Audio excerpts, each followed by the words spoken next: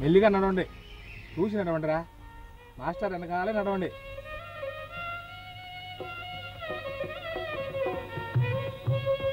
జాగ్రత్త నడవండి అమ్మా, ముందర ముళ్ళు ఉన్నాయి, జాగ్రత్త. అటు చూడొద్దు, ఇటు దోవ చూసుకుంటూ నడవండి. మాస్టారు మాస్టారు, అక్కడ ఏదో పక్షి గూడు కనిపిస్తున్నదే, అది ఏ గూడు?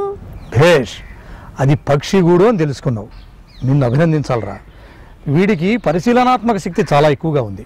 చూడు, దాన్ని గిజ్జిగాడు గూడు అంటారు. దగ్గరికి వెళ్ళి అందరం చూద్దాం పదండి.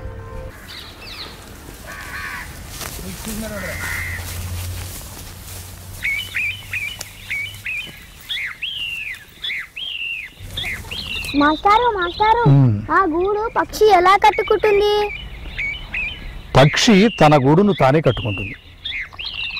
అక్కడ కనిపించే ఆ పక్షి గూడు గిజిగాడి పక్షి గూడు.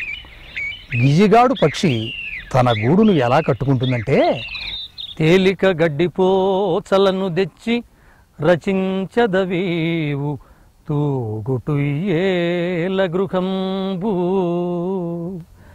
మానవులకేరికి సాధ్యముగాదు దానిలో జాలరు అందులో జిలుగు శయ్యలు అంతిపురంబులొప్పగా మేలుబళి పులుంగుటకి మీడవురా గిజిగాడా నీడజా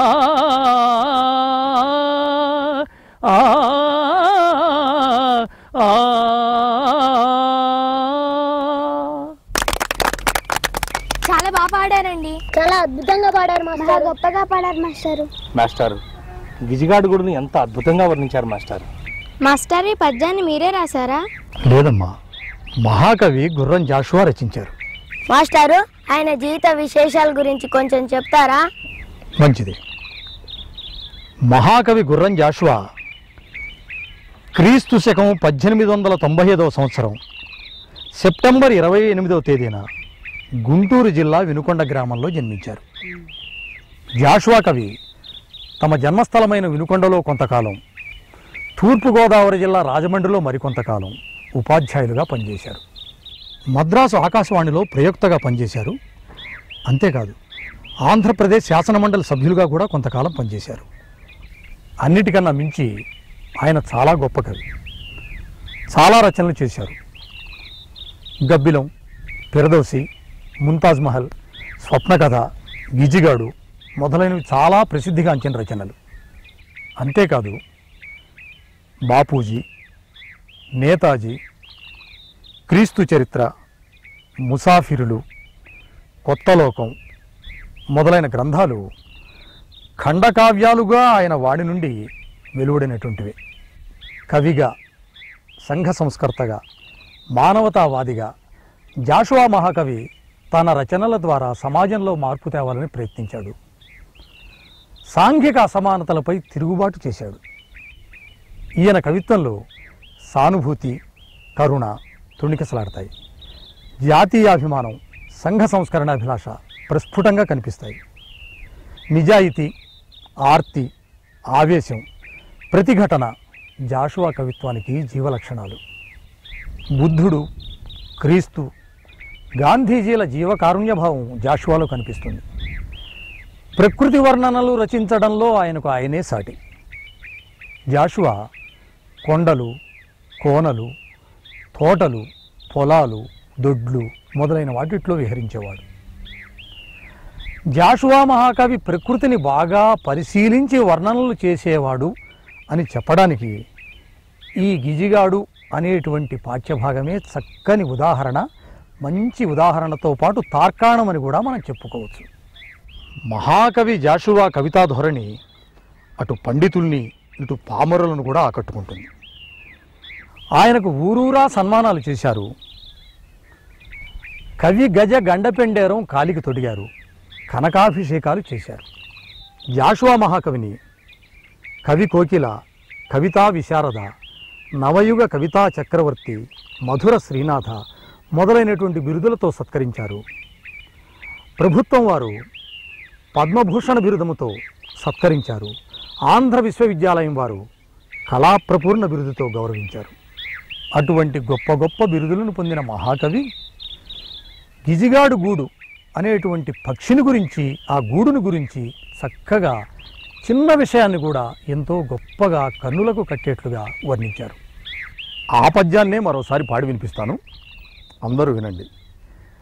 తేలిక గడ్డిపోచలను తెచ్చి రచించెదవీవు తూగుటుయ్యేల గృహంబు మానవులకేరికి సాధ్యముగాదు దానిలో జాలరు అందులో జిలుగు చెయ్యలు అంతిపురంబులొప్పగా మేలుబళి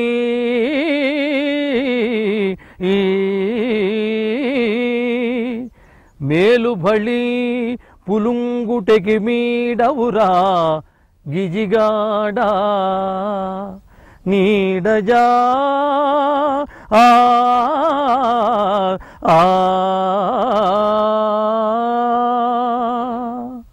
మాస్టారు పద్యం బాగుంది కానీ అర్థం కాలేదండి.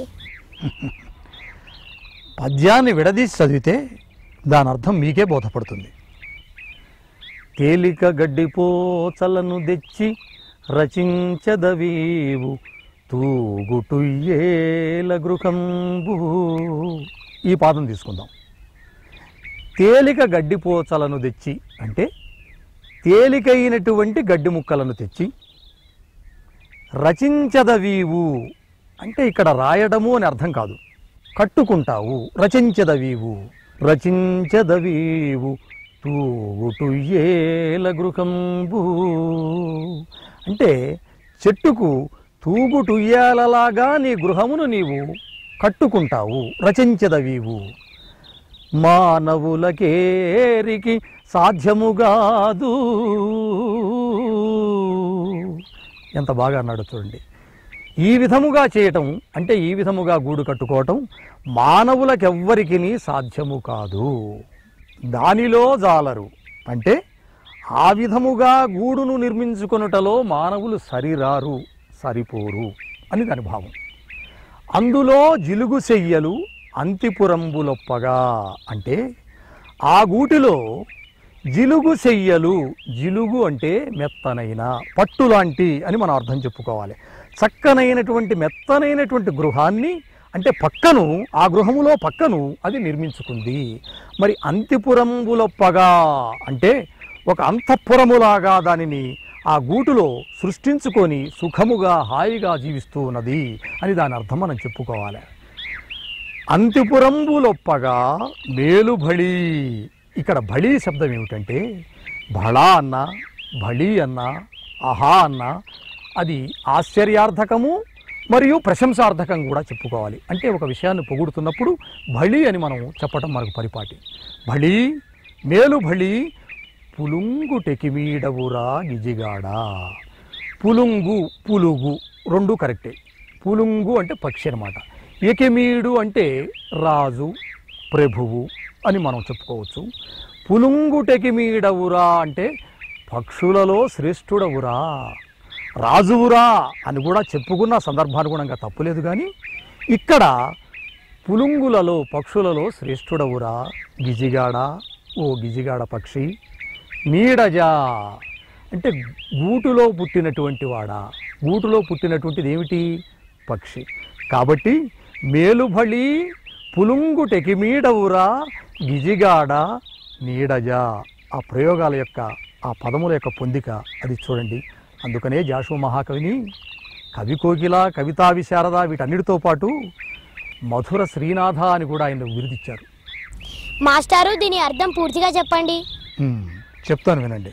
అంటే ఓ పక్షులలో శ్రేష్టమైన వాడా, ఓ గిజిగాడా, తేలికైనటువంటి గడ్డిపోచలను తెచ్చి చక్కగా తూగుటుయ్యేలలాగా నీవు గృహాన్ని కొమ్మకు వేలాడేటట్లుగా నిర్మించుకుంటావు. ఇది మానవులకు ఎవ్వరికి కూడా సాధ్యము కాదు.